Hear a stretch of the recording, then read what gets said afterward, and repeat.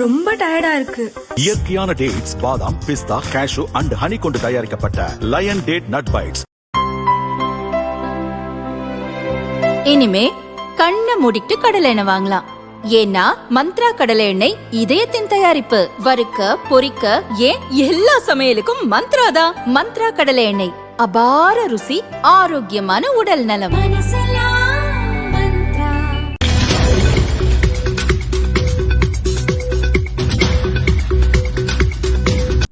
உங்கள் வீட்டு பிள்ளையாக இருந்து பணியாற்றுபவர் வேண்டுமா அல்லது எங்கிருந்தோ வந்து நாடகம் நடிப்பவர் வேண்டுமா என விஜய் போட்டியிடும் பெரம்பூர் பிரச்சாரத்தில் விஜய் பெயரை குறிப்பிடாமல் முதல்வர் ஸ்டாலின் பேசினார். மீண்டும் மனித பிறவி எடுத்தால் உங்கள் குடும்பத்தில் ஒருவராக பிறக்க வேண்டும் என எடப்பாடி தொகுதியில் பிரச்சாரம் செய்த பழனிசாமி கண்கலங்கி பேசினார். நான் இவ்வளவு தூரம் உயர்ந்ததற்கு காரணம் நீங்கள்தான், எல்லாம் நீங்கள் கொடுத்த பதவிதான் என்றார். தமிழகத்தில் செல்லும் இடமெல்லாம் மாற்றத்திற்கான காற்று வீசுகிறது என அண்ணாமலை தெரிவித்தார். தீய சக்தி திமுகவின் ஆட்சியை வேரோடும் வேரடி மண்ணோடும் பிடுங்கி எறிய வேண்டும் என்றார். மகளிர் இடஒதுக்கீடு மசோதா நகலை முதல்வர் ஸ்டாலின் எரித்தது குற்றச்செயல் என அன்புமணி தெரிவித்துள்ளார். எதிர்க்கட்சியாக கூட திமுக வரக்கூடாது என்றார். இன்று மாலை 6 மணிக்கு மேல் டிஜிட்டல் முறையில் பிரச்சாரம் செய்யக்கூடாது, வாக்காளர் அல்லாதோர் தொகுதியில் இருந்து வெளியேற வேண்டும் உள்ளிட்ட தேர்தல் விதிமுறைகள் பிரச்சாரம் முடிந்தவுடன் அமலுக்கு வருகிறது. முதல்வர் ஸ்டாலின் தமிழகத்திற்கு மட்டும் போராடவில்லை, இந்தியாவுக்காக போராடி வருகிறார். தொகுதி மறுவரையறை விவகாரத்தில் அவர் காட்டிய கடும் எதிர்ப்பை இந்தியாவே கண்டது என புளியந்தோப்பு பகுதியில் முதல்வர் ஸ்டாலினுடன் அரவிந்த் கெஜ்ரிவால் பிரச்சாரம் செய்தார். ஒவ்வொரு வாக்கும் மிக முக்கியம் என்பதை உணர்ந்து பணியாற்ற வேண்டும். தேர்தல் முடிவுகள் வரும்போது ஒவ்வொரு தொகுதியாக வாக்குச்சாவடி வாரியாக நாம் பெற்ற வாக்குகளை அலசி ஆராய்வேன் என முதல்வர் ஸ்டாலின் முகவர்களுக்கு அறிவுறுத்தியுள்ளார். டெல்லியில் இருந்து நம்மை ஆட்டி படைக்க முடியும் என திட்டம் திட்டுகின்றனர். அந்த சதி திட்டத்தை வீழ்த்த நம்மால் தான் முடியும். சட்டசபையில் நாம் வலுவாக இருக்கும் வரை டெல்லியால் தமிழகத்தின் உரிமையை தொட முடியாது என முதல்வர் ஸ்டாலின் தெரிவித்துள்ளார். அதிமுகவை போல் பாமகவை பிளவுபடுத்த விஷமிகள் முயன்றனர். திமுகவின் சூழ்ச்சிகளை அன்புமணி முறியடித்துவிட்டார். திமுகவால் அதிமுக பாமகவை வீழ்த்த முடியாது என எடப்பாடி பழனிசாமி தெரிவித்துள்ளார். திமுக கூட்டணிக்கு ஆதரவாக பிரச்சாரம் செய்ய சென்னை வந்துள்ள டெல்லி முன்னாள் முதல்வர் அரவிந்த் கெஜ்ரிவால் முதல்வர் ஸ்டாலினை சந்தித்தார். முதல்வர் ஸ்டாலினை சந்தித்து பேசியது பெருமை அளிக்கிறது. அவரின் அர்ப்பணிப்பு மிக்க நல்லாட்சி தமிழக மக்களின் வாழ்க்கையை மாற்றியமைத்துள்ளது என அரவிந்த் கெஜ்ரிவால் தெரிவித்துள்ளார். அதிமுகவும் அதிமுக முகமூடி அணிந்துள்ள பாரதிய ஜனதாவும் இணைந்து தமிழகத்தை கைப்பற்ற துடிப்பதாக நெல்லை நாங்குநேரி பொதுக்கூட்டத்தில் காங்கிரஸ் எம்பி ராகுல் விமர்சித்தார். மாநில கூட்டாட்சி தத்துவத்தை பாஜக பலவீனப்படுத்த பார்க்கிறது என கன்னியாகுமரி பிரச்சாரத்தில் ராகுல் பேசினார். தமிழகத்தை தமிழகத்தில் இருந்து ஆள வேண்டும் என நினைக்கிறோம் என்றார்.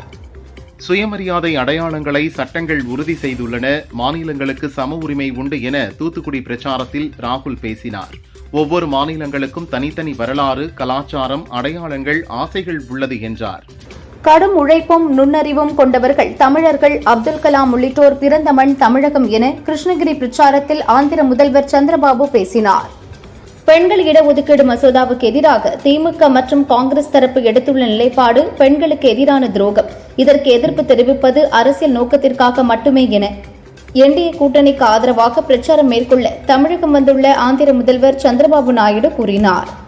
கோதாவரி, வம்சதாரா, கிருஷ்ணா நதிகளை இணைக்க ஆர்வமாக இருக்கிறோம் என ஆந்திர முதல்வர் சந்திரபாபு கோவையில் தெரிவித்தார். மோடி ஆட்சி இருக்கும் பட்சத்தில் கங்கை காவிரி இணைப்பு நடக்கும் என்றார். இன்று மாலை 6 மணிக்கு மேல் பிரச்சாரம் செய்தால் 2 ஆண்டுகள் சிறை தண்டனை விதிக்கப்படும் என தேர்தல் கமிஷன் தெரிவித்துள்ளது. தமிழக காங்கிரஸ் தலைவர் செல்வ பெருந்தகை வீட்டில் வருமான வரித்துறையினர் சோதனை நடத்தி வருகின்றனர். செல்வ பெருந்தகை ஸ்ரீபெரும்புதூர் பகுதியை விட்டு வெளியே செல்லக்கூடாது என தடை உத்தரவு பிறப்பித்துள்ளனர். வருமான வரித்துறை அதிகாரிகள் ஹிந்தி பேசும் அதிகாரிகளுடன் சேர்ந்து சோதனை என்ற போர்வையில் ஸ்ரீபெரும்புதூர் தொகுதிக்குள் தன்னை சட்டவிரோதமாக சிறைப்பிடித்துள்ளதாக செல்வ பெருந்தகை குற்றம் சாட்டியுள்ளார். செல்வ பெருந்தகை வீட்டில் வருமான வரித்துறையினர் சோதனையில் ஈடுபட்டுள்ள நிலையில் தோல்வி பயத்தில் பாரதிய ஜனதா கட்சி அரசு செய்து கொண்டிருக்கும் அட்டூழியத்திற்கு தமிழக மக்கள் தக்க பதிலடி கொடுப்பார்கள் என முதல்வர் ஸ்டாலின் சொன்னார். சோதனை என்ற பெயரில் வருமான வரித்துறையினர் வீட்டில் தன்னை சிறைப்பிடித்து வைத்திருப்பதாக செல்வ பெருந்தகை புகார் தெரிவித்தார். ஆனால் சோதனையே நடத்தவில்லை என வருமான வரித்துறையினர் மறுத்துள்ளனர்.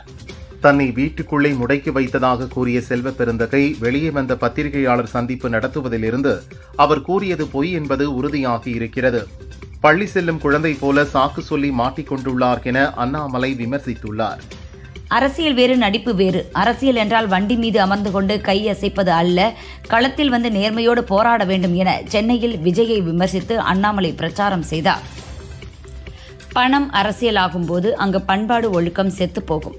பணம் அரசியலானால் அங்கு மக்கள் சேவை சேர்த்து லாப தேவை வந்துவிடும் என சீமான் தெரிவித்துள்ளார். தொகுதி மறுவரையறையை வைத்து தமிழக மக்களை முதல்வர் ஸ்டாலின் திசை திருப்ப பார்க்கிறார். திமுக, காங்கிரஸ் இந்திய பெண்களுக்கு துரோகம் செய்துள்ளனர் என பாஜக மாநில துணைத் தலைவர் குஷ்பு குற்றம் சாட்டினார். திமுக கூட்டணி வெற்றி பெறக்கூடாது என்பதற்காகவே பாரதிய ஜனதா திட்டமிட்டு விஜயை களம் இறக்கியிருக்கிறார்கள் என கும்பகோணத்தில் திருமாவளவன் பிரச்சாரம் செய்தார்.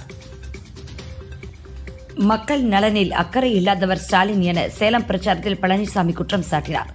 அதிமுகவையும் பாமகவையும் பிளவுபடுத்த சில விஷமிகள் முயற்சித்தன. திமுகவின் சூழ்ச்சிகளை அன்புமணி முறியடித்தார் என்றார்.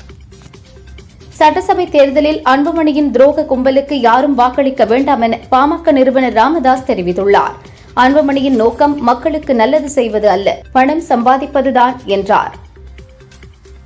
மத வழிபாட்டு இடங்களுக்குள் கட்சி அடையாள சின்னத்துடன் சென்று ஓட்டு கேட்கக்கூடாது என்பது தேர்தல் விதி. இதை மீறிய விஜய் மீது தேர்தல் ஆணையம் நடவடிக்கை எடுக்க வேண்டும் என மார்க்சிஸ்ட் கட்சி மாநில செயலாளர் சண்முகம் வலியுறுத்தியுள்ளார். வேட்புமனுவில் சொத்துக்களை குறைத்து காண்பித்ததாக விஜய் மீது தொடரப்பட்ட வழக்கு தொடர்பாக வருமான வரித்துறை பதிலளிக்க வேண்டும் என சென்னை ஹைகோர்ட் உத்தரவிட்டுள்ளது. இந்தியா தென்கொரியா இடையே கப்பல் கட்டுமானம், எரிசக்தி பாதுகாப்பு, தொழில்நுட்பம், விளையாட்டு உள்ளிட்ட துறைகளில் ஒத்துழைப்பை வலுப்படுத்த 15க்கும் மேற்பட்ட ஒப்பந்தங்கள் டெல்லியில் பிரதமர் மோடி மற்றும் தென்கொரிய அதிபர் லீ ஜே மியூங் முன்னிலையில் கையெழுத்தானது. சத்தீஸ்கர் மாநிலம் ஜஸ்பூரில் உள்ள மலைப்பகுதியில் சிறிய ரக வாடகை விமானம் மரத்தில் மோதி விழுந்து நொறுங்கியது. விபத்தில் விமானி மற்றும் துணை விமானி இருவரும் இறந்தனர். சம்பவம் குறித்து விசாரணை நடக்கிறது.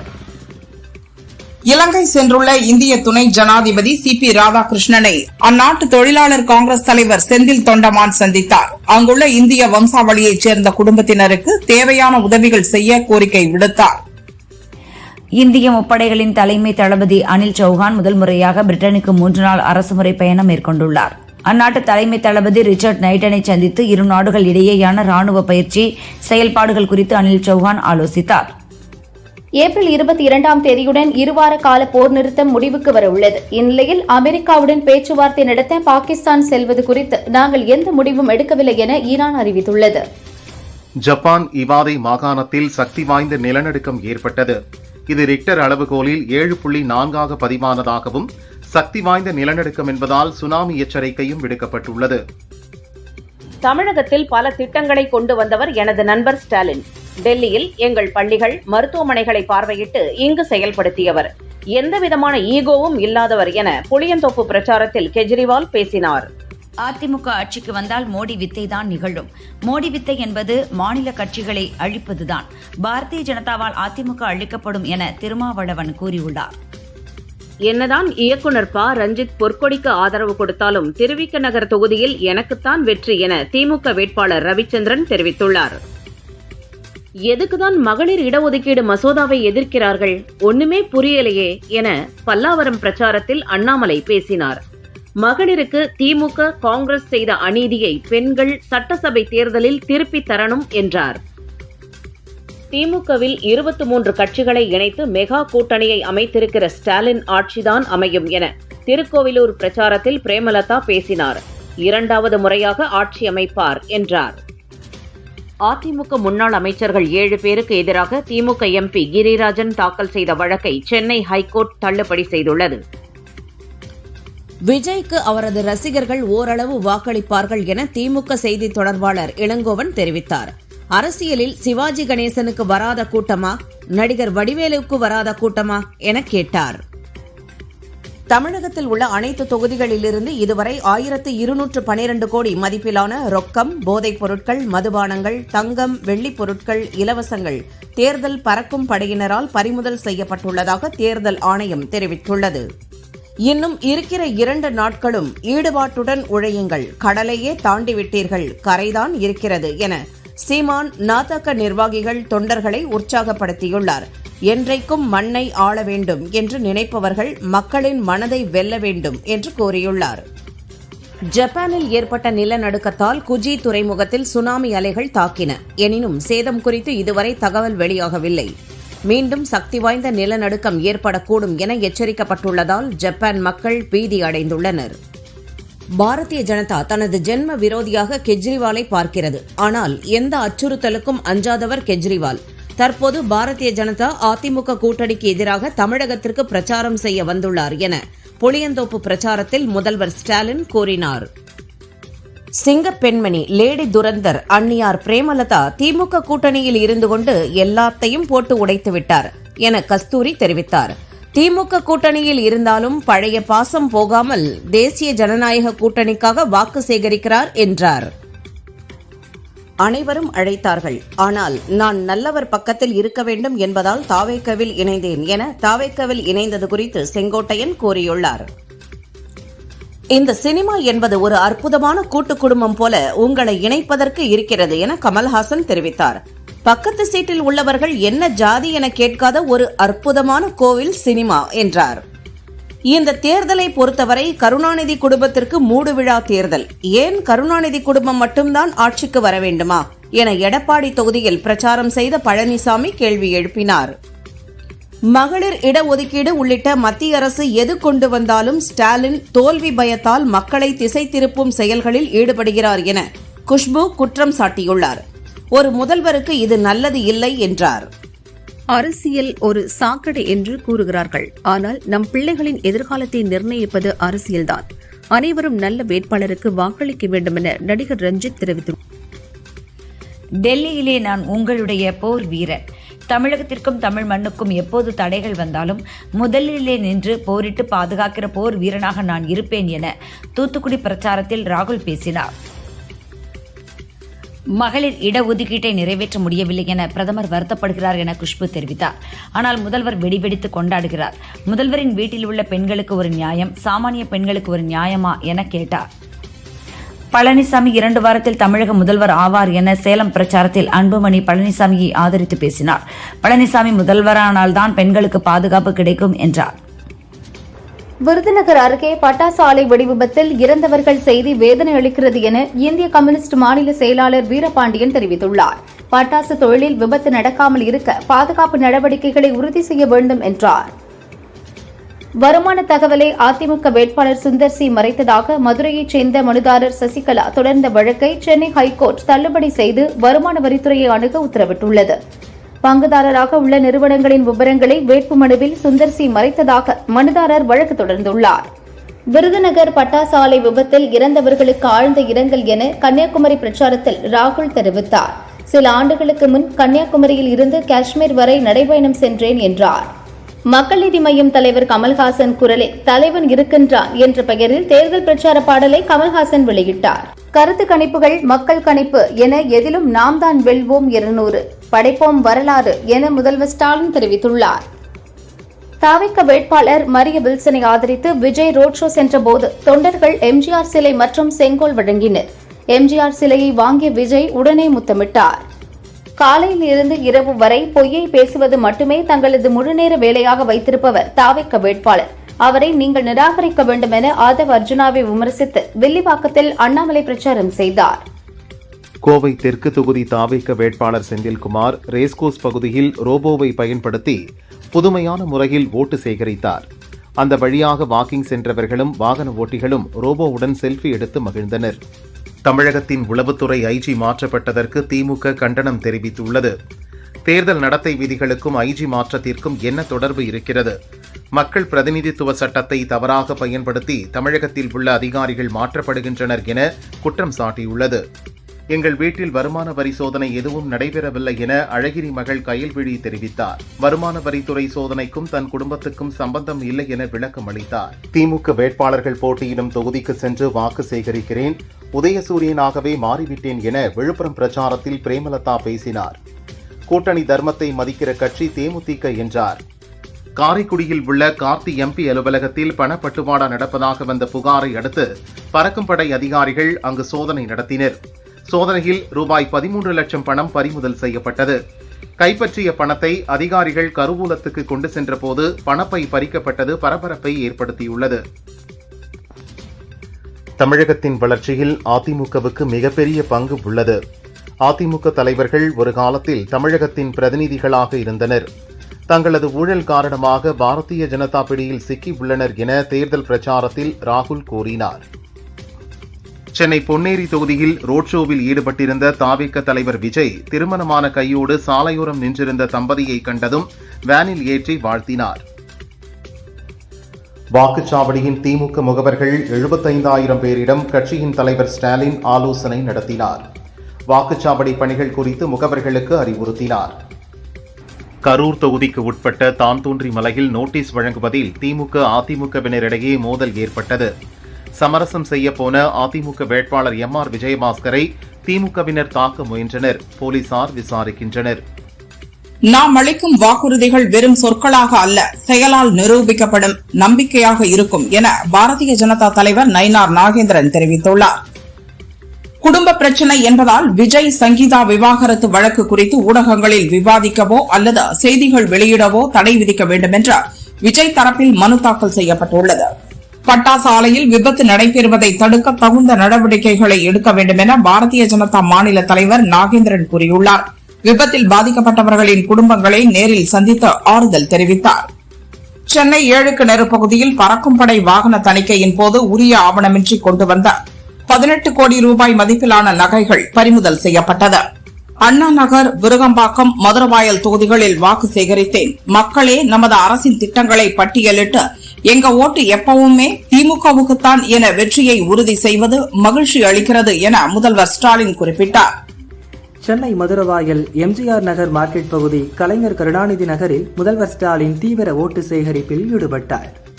தங்கம் விலை சவரனுக்கு 480 ரூபாய் குறைந்து 1,14,400 ரூபாய்க்கு விற்கப்படுகிறது. கிராமுக்கு 60 ரூபாய் குறைந்து 14,300 ரூபாய்க்கும் விற்பனையாகிறது. வெள்ளி விலை மாற்றமின்றி 1 கிராம் 280 ரூபாய்க்கு விற்பனை செய்யப்படுகிறது. பெண்களின் இடஒதுக்கீட்டை நிறைவேற்ற விடவில்லை என பிரதமர் மோடி போலி நாடகம் நடத்தி வருவதாக காங்கிரஸ் பொதுச் செயலாளர் KC வேணுகோபால் தெரிவித்தார். விருதுநகர் பட்டாசு ஆலை விபத்தில் பலியானவர்களின் குடும்பத்தினருக்கு 10 லட்சம் ரூபாய் நிவாரணம் வழங்க வேண்டும் என முன்னாள் அமைச்சர் ராஜேந்திர பாலாஜி வலியுறுத்தியுள்ளார். சட்டசபை தேர்தலில் போட்டியிடும் வேட்பாளர்களில் 1126 வேட்பாளர்கள் குற்ற வழக்குகளில் சிக்கியிருப்பது ADR என்ற ஜனநாயக சீர்திருத்தத்திற்கான சங்கம் நடத்திய ஆய்வில் தெரியவந்துள்ளது. சுறுசுறுப்புக்கும் உழைப்பிற்கும் பேர் போன பெரம்பூர் தொகுதியின் திமுக வேட்பாளர் RD சேகர் வேண்டுமா அல்லது ஓய்வுக்கும் சோம்பேறித்தனத்திற்கும் பேர் போன வெறும் அட்டக்கத்திகள் வேண்டுமா என்பதை நீங்களே முடிவு செய்யுங்கள் என பெரம்பூர் வேட்பாளரை ஆதரித்து உதயநிதி பிரச்சாரம் செய்தார். கோவை தெற்கு தொகுதியில் செந்தில் பாலாஜிக்கு ஆதரவாக பிரச்சாரத்தில் ஈடுபட்ட கமல், வாகை சூட வந்தால் வடவர் படையெடுப்பை முறியடிப்போம், வடக்கிலிருந்து வரும் துரோகத்தை நாம் தடுத்தே ஆக வேண்டும் என்றார். திருச்சி கிழக்கு தொகுதியில் திமுக வேட்பாளர் இனிகோ இருதயராஜை ஆதரித்து பிரச்சாரம் மேற்கொண்ட திண்டுக்கல் ஐலியோனி மீது மர்ம நபர் ஒருவர் பாட்டிலை வீசினார். இதுகுறித்து பாலக்கரை போலீசார் விசாரணை நடத்தி வருகின்றனர். தமிழக எம்பிக்களின் உதவியால் தொகுதி மறுவரையறை மசோதா தோற்கடிக்கப்பட்டது. காங்கிரஸ் திமுக மகளிருக்கு எதிரான கட்சிகள் இல்லை என காங்கிரஸ் தலைவர் கார்கே கூறினார்.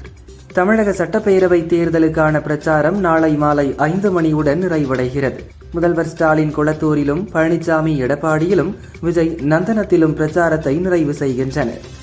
சென்னை அண்ணாநகர் டவர் பூங்காவில் முதல்வர் ஸ்டாலின் இன்று காலை நடைபயிற்சி மேற்கொண்டு ஓட்டு சேகரித்தார். சூரியன் உதித்ததும் அண்ணா நகருக்கு புறப்பட்டு விட்டேன். கருத்து கணிப்புகள், மக்கள் கணிப்புகள் என எதிலும் நாம் தான். வெல்வோம் 200, படைப்போம் வரலாறு என முதல்வர் ஸ்டாலின் பதிவிட்டுள்ளார். ராஜஸ்தானின் பாலுத்ரா மாவட்டத்தில் ரூபாய் 80,000 கோடி மதிப்பீட்டில் புதிதாக கட்டப்பட்ட பச்பத்ரா எண்ணெய் சுத்திகரிப்பு ஆலையில் பயங்கர தீ விபத்து ஏற்பட்டது. ஆலை அருகே வசிக்கும் மக்கள் அனைவரும் பத்திரமாக வெளியேற்றப்பட்டனர். ஆலையை பிரதமர் மோடி நாளை திறந்து வைக்கவிருந்தது குறிப்பிடத்தக்கது. ஜம்மு காஷ்மீரின் உதம்பூர் மாவட்டம் ககூர் கிராமத்திற்கு அருகே இன்று காலை மலைப்பாதையில் சென்ற பஸ் கொண்டை ஊசி வளைவில் உருண்டு விழுந்து விபத்துக்குள்ளானது. இதில் 15 பேர் உயிரிழந்தனர் மற்றும் 20 பேர் காயமடைந்தனர்.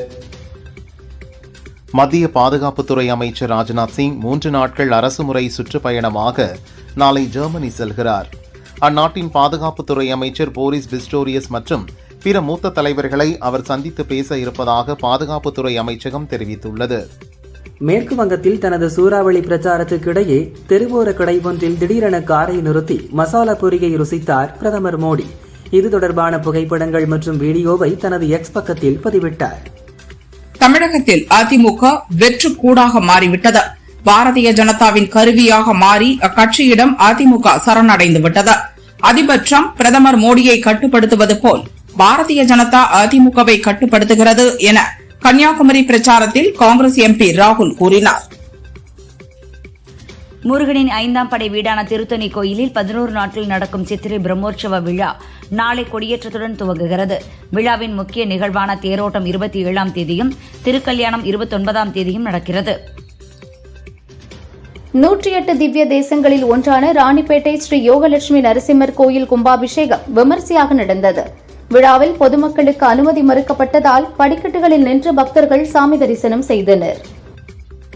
காஞ்சிபுரம் சங்கர மடத்தின் 71வது மடாதிபதி சத்ய சந்திரசேகரேந்திர சரஸ்வதி சுவாமிகள் தீட்சை பெற்ற முதலாம் ஆண்டு நிறைவு விழா காஞ்சி காமாட்சியம்மன் கோவிலிலும் சங்கர மடத்திலும் இன்று நடைபெற்றது. மடாதிபதிகள் சிறப்பு பூஜைகள் செய்து வழிபட்டனர். கேரள மாநிலம் எர்ணாகுளம் மாவட்டத்தில் உள்ள காலடி ஸ்ரீ கிருஷ்ணன் கோயிலில் அட்சய திருதியை விழாவை முன்னிட்டு மகாலட்சுமிக்கு தங்க நெல்லிக்கனி அபிஷேகம் நடைபெற்றது. 32 அர்ச்சகர்கள் 10,008 முறை கனகதாரா ஸ்தோத்திரம் பாராயணம் செய்தனர். சட்டசபை தேர்தல் நாளில் ஓட்டு போடச் செல்லும் முதியவர்கள், மாற்றுத்திறனாளிகள் சாதாரண கட்டண பஸ்களில் கட்டணமின்றி பயணம் செய்யலாம் என சென்னை மாநகர போக்குவரத்து கழகம் அறிவித்துள்ளது. சாதி மதமற்றவர் என சான்று வழங்க கோரி நடிகர் பார்த்திபன் தொடர்ந்த வழக்கில் அவருக்கு சாதி மதமற்றவர் என்ற சான்றிதழை ஒரு வாரத்தில் வழங்க வேண்டும் என சோழிங்கநல்லூர் வட்டாட்சியருக்கு சென்னை ஹைகோர்ட் உத்தரவிட்டுள்ளது. திருவண்ணாமலை மாவட்டம் செய்யார் அருகே தாவேக வேட்பாளர் உதயகுமார் வீட்டின் முன்பு மர்ம நபர்கள் பெட்ரோல் குண்டு வீசி உள்ளனர். இதுகுறித்து அனகாவூர் போலீசார் விசாரணை நடத்தி வருகின்றனர். மேட்டுப்பாளையம் அரசு பஸ் கண்டக்டர் அறிவழகன் என்பவர் 100% வாக்களிப்பதன் அவசியத்தை வலியுறுத்தி சுமார் 8 கிலோமீட்டர் தொலைவுக்கு பின்னோக்கி நடந்து சென்று சிலம்பம் சுற்றி அனைவரும் வாக்களிக்க விழிப்புணர்வு ஏற்படுத்தினார். பெல்ஜியத்தில் நடைபெற்ற 24H சீரிஸ் தொடர் GT3 Pro பிரிவில் 2ஆம் இடம் பிடித்து இந்தியாவிற்கு பெருமை சேர்த்து பெல்ஜியத்தில் நடைபெற்ற 24H சீரிஸ் தொடர் GT3 Pro பிரிவில் 2ஆம் இடம் பிடித்து இந்தியாவிற்கு பெருமை சேர்த்துள்ள அஜித்குமார் ரேசிங் அணிக்கு வாழ்த்துகளும் பாராட்டுகளும் குவிகிறது. செங்கல்பட்டு கோர்ட்டில் தாவேக தலைவர் விஜய் மனைவி சங்கீதா தொடர்ந்த விவாகரத்து வழக்கின் விசாரணைக்கு கணவன் மனைவி இருவரும் வீடியோ கான்பரன்ஸ் மூலம் கோர்ட்டில் ஆஜராகினர். தொடர்ந்து வழக்கு விசாரணை ஜூன் 15ஆம் தேதிக்கு ஒத்திவைக்கப்பட்டது. விருதுநகர் பட்டாசு ஆலை விபத்தில் பலியான 25 பேரில் 21 பேர் பெண்கள். இதில் சேர்வைக்காரன்பட்டி கிராமத்தில் மட்டும் 18 பெண்கள் மற்றும் ஒரு ஆண் பலியாகினார். ஒரே கிராமத்தில் 19 பேர் இறந்த சம்பவம் பெரும் சோகத்தை ஏற்படுத்தியுள்ளது. விருதுநகர் பட்டாசு ஆலை வெடி விபத்தில் பலியானவர்களின் குடும்பத்தில் தலா 5,50,000 ரூபாய் வழங்க உள்ளதாக பட்டாசு உற்பத்தியாளர்கள் சங்கம் தெரிவித்துள்ளது.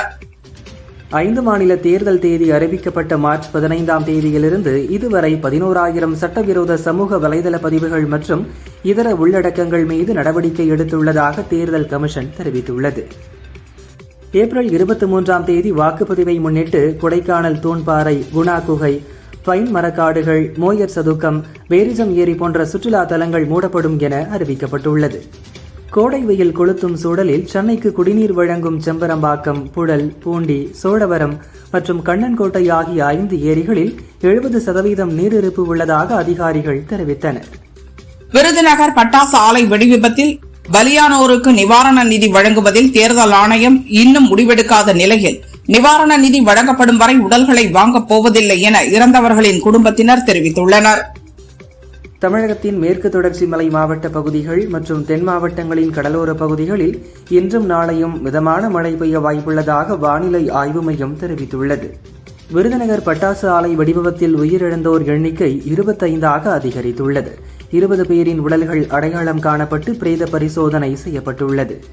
டைட்டானிக் கப்பலில் உயிர் பிழைத்த பயணிகள் அணிந்திருந்த லைஃப் ஜாக்கெட் அமெரிக்காவில் ரூபாய் 8.39 கோடிக்கு ஏலம் போனது.